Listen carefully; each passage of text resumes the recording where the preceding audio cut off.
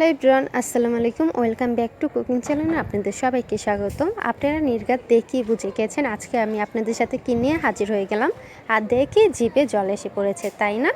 আশা করি আজকের এই আচারের রেসিপিটা আপনাদের সবার কাছে ভালো লাগবে। আর কাঁচা আমের সিজনে আমরা কাঁচা আম দিয়ে নানা রকম আচার বানিয়ে থাকি। আজকে একই আচারে আপনারা 3 রকম স্বাদ পেয়ে যাবেন, টক ঝাল মিষ্টি। চলুন সম্পূর্ণ রেসিপিটা দেখে নিন। আচারের জন্য এখানে আমি 5টা বড় সাইজের আম নিয়েছি। আমগুলো ভালোমতো ধুয়ে নিতে হবে। আর এই আচারটা আজকে আমি ছিলকা শুদ্ধই আম দিয়ে বানাবো, ছিলকাটা ছিলা যাবে না। ধুয়ে ছোট ছোট পিস করে আমগুলো কেটে নিতে হবে। এরকম পিস করে আমগুলো কেটে নিতে হবে।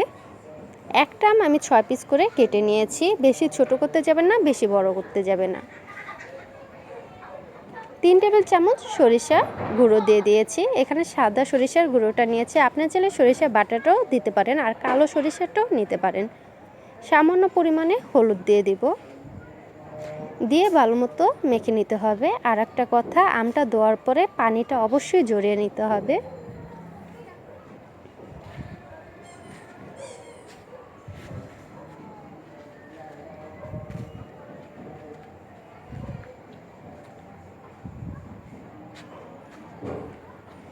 আমগুলো ভালো মতো মেখে নেওয়া হয়ে গিয়েছে।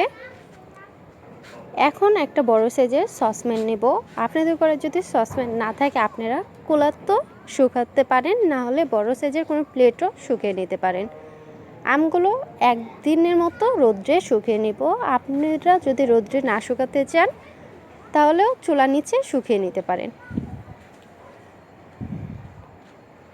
একদিনের বেশি আমগুলো শুকাতে যাবেন না, একদিনের মতোই শুকিয়ে নেবেন।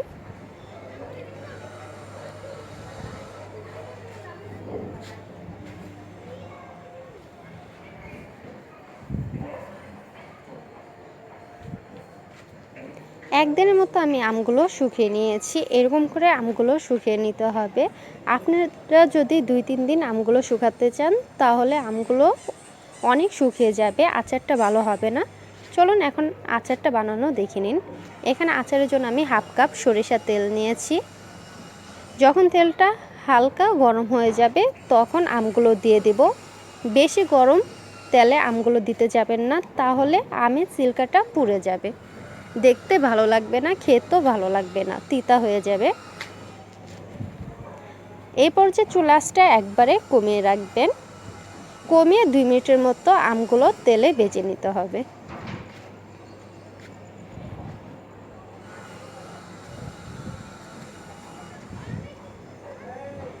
দুই মিনিটের মতো আমগুলো তেলে ভেজে নিয়েছি। এখন অ্যাড করে দেব 1 কাপ চিনি।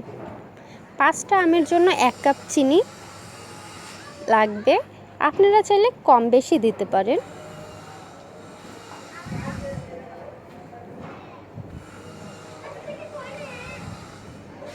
আপনারা চাইলে এই আচারটা আখের গুড় দিয়েও করে নিতে পারেন।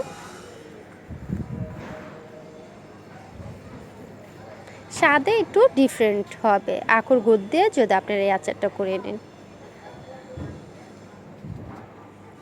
চিনিটা গলে যাওয়ার পরে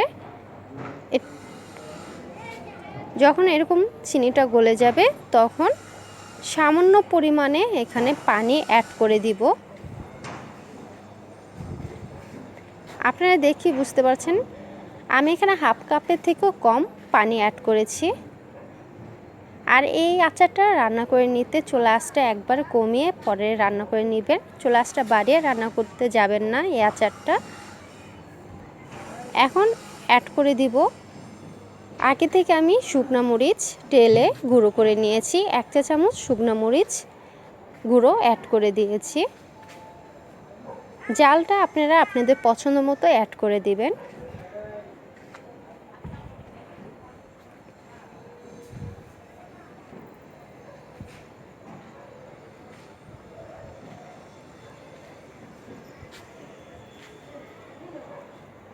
অ্যাড করে দেব 1 চা চামচ 5 ফোড়ন গুঁড়ো। 5 ফোড়নটা আগে আমি তেলে গুঁড়ো করে নিয়েছি, সেটাই 1 চামচের মতো অ্যাড করে দিয়েছি। এখন 2 মিনিটের মতো রান্না করে নেব আচারটা। এই আচারটা হতে 8 মিনিটের মতো সময় লাগবে, আপনাদের কম বেশি লাগতে পারে। নামানোর আগে আরেকটু হাফ চামচের মতো টালা পাঁচফোড়ন গুঁড়ো অ্যাড করে দেব। আর অবশ্যই এই কাজটা করার চেষ্টা করবেন, নামানোর আগে সামান্য পরিমাণে পাঁচফোড়ন গুঁড়ো অ্যাড করে দিবেন। আচারটা আমার হয়ে গিয়েছে, এখন নামিয়ে ঠান্ডা করে আপনাদের সাথে পরিবেশন করে দেখাচ্ছি। আশা করি আজকের এই কাঁচা আমের রেসিপিটা আপনাদের সবার কাছে ভালো লাগবে। এই কাঁচা আমের আচারটা কতটুকু মজা আপনারা ঘরে বানালেই বুঝতে পারবেন। এক আচারে 3 রকমের স্বাদ আপনারা পেয়ে যাবেন, টক ঝাল মিষ্টি। এই আচারটা আপনারা 4 মাসের মতো ধুয়ে খেতে পারবেন। আশা করি আজকের রেসিপিটা ভালো লাগবে। আল্লাহ হাফেজ, আসসালামু আলাইকুম।